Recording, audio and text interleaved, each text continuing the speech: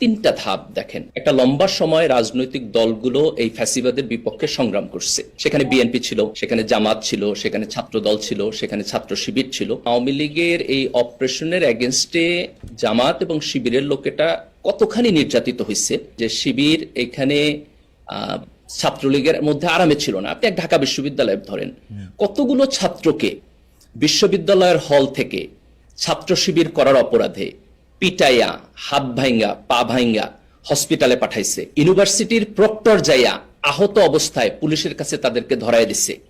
ছাত্র শিবিরে কতজনকে পুলিশ গুম করে লয়ে গেছে, তাদের লাশ পাওয়া যায় নাই। ইসলামী বিশ্ববিদ্যালয়ের দুটো ছেলের লাশ এখন ঢাকা ইউনিভার্সিটি কি শিবির ছিল?